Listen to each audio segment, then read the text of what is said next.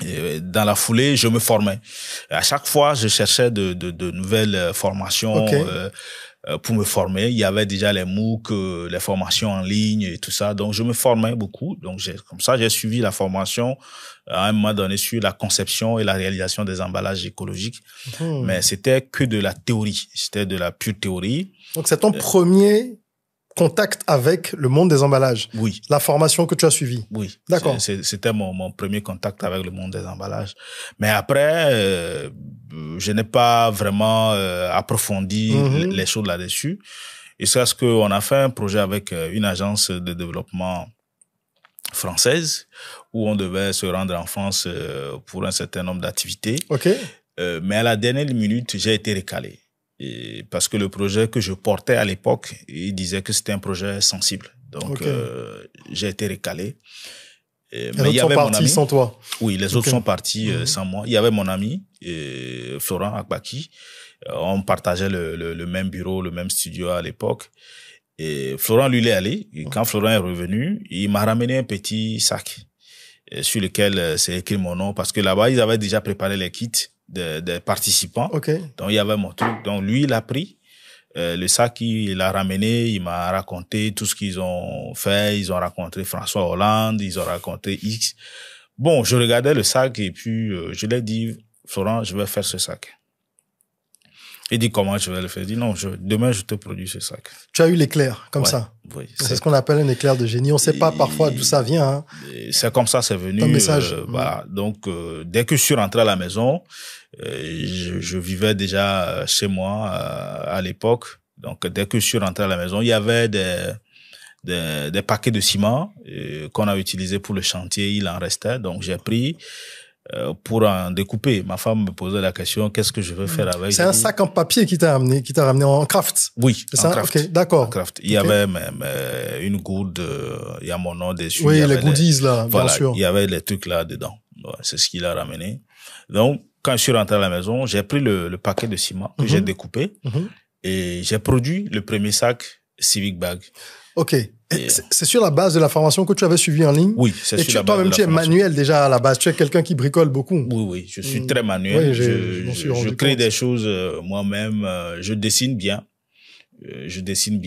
Puisque j'aime la photographie, j'aime tout ce qui est. C'est pour ça que je m'en doutais un peu. Voilà, manuel. Donc j'ai réalisé le premier sac. Le lendemain de la discussion que j'ai eue avec mon ami, j'ai réalisé le tout premier sac. Et à l'époque, on se disait, on a créé un laboratoire et que le laboratoire s'appelait Civic Lab. Ok. C'était Civic Lab. D'accord. On rêvait de beaucoup de choses. On avait plein de projets dans le tiroir. Donc, le tout premier projet qu'on avait sorti, c'était le Civic Bag. Ok.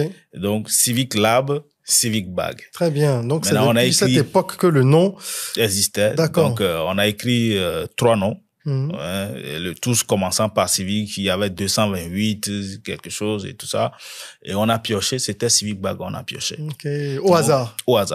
Donc on a pris un marqueur et on a mis dièse Civic Bag, hashtag ouais. Hashtag Civic Bag, on a écrit sur le sac.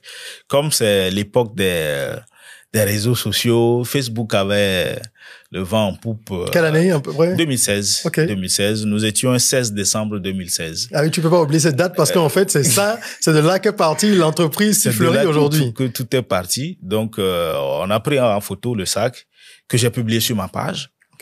Facebook, et tout de suite les commentaires pleuvaient, des questions, c'est à combien, est-ce que c'est personnalisable? D'accord. J'ai analysé tout ça. Tu as vu l'intérêt tout de suite en fait. J'ai dit tiens, cette affaire-là, c'est sérieux. En fait, au début quand tu as fait ce sac, est-ce que toi tu avais déjà une vision qui allait au-delà de ce que tu venais de fabriquer? Est-ce que tu te rendais compte qu'il y avait une porte ouverte ou pas du tout? Bon, dans l'absolu, je savais qu'il y avait une porte ouverte. Okay. Mais comment rentrer dedans, je savais pas. Parce qu'il fallait, c'est vrai, j'ai des aptitudes, j'ai déjà entrepris, j'ai déjà pris un coup de par le passé. Je sais que si je veux rentrer sur un nouveau projet, il y a des trucs que je dois chercher à connaître, à savoir. C'est vrai, j'ai la connaissance théorique, un peu pratique, mais pas très affiné à l'époque. Donc, et puis le milieu de l'emballage, je connais pas grand-chose sur le Togo. Donc là, quand j'ai vu les commentaires, les questions qui venaient, j'ai analysé tout ça. Je me dis non, il faut que j'aille chercher des informations. Donc, je me mets sur Internet, je me donne un temps pour colmater, en tout cas collecter toutes les informations possibles sur le secteur de l'emballage. Donc, j'ai vu qu'il y avait des sociétés qui ont importé des sacs en papier au Togo qui n'avaient pas marché. J'ai cherché à savoir pourquoi ça n'a pas marché. J'ai vu que le Togo avait pris un décret interdisant la production et la commercialisation des sachets plastiques non biodégradables qui n'était pas mis en application. Donc, le cadre juridique était là. Donc, il fallait proposer quelque chose tout simplement qui peut répondre. Parce que personne ne faisait ça à l'époque. Personne. Personne ne fabriquait des sacs biodégradables comme à ma connaissance, quand moi j'ai commencé, il y avait plus de gens en activité. D'accord. Je sais qu'il y avait une ONG qui a importé des sacs en papier entre 2011-2012 déjà, mais qui n'avait pas prospéré. Ils achetaient, ils revendaient en fait. Sûrement. Ils achetaient, ils revendaient. Ils ne faisaient pas de la production sur place. Et donc, moi, j'ai dit, on va produire sur place. Et je me mets à écrire le business plan. Parce que déjà, j'avais cette aptitude d'écrire le business plan. Je formais les gens sur la rédaction de business plan. Merci d'en parler. Parce que il y a beaucoup de gens qui sont contre les business plans. Aujourd'hui, on voit plein de choses sur les réseaux. On dit, non, tu n'as pas besoin d'un business plan. Non, ça sert à rien, etc.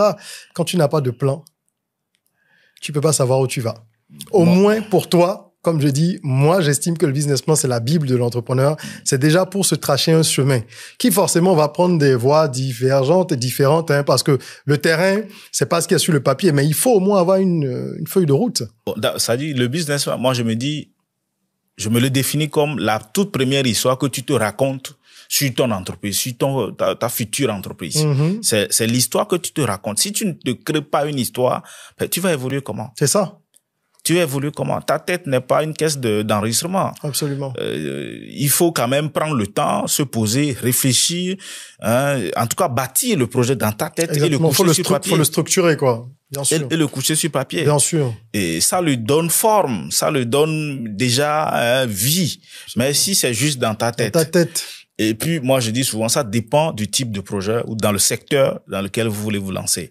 Moi, dans le secteur de l'emballage, je pouvais pas aller bavarder devant les gens sans pour avoir un document qui prouve, qui décrit ne serait-ce que l'activité, qui décrit clairement mes objectifs ou là où je veux aller. C'est ça le business plan. Absolument. Personne n'a dit, dès que tu as le business plan, le projet va réussir. Absolument. Non. Voilà, c'est la confusion, je pense que beaucoup de gens font. Personne n'a dit ça. C'est déjà pour clarifier dans ton esprit à toi-même ce que tu veux faire. Voilà.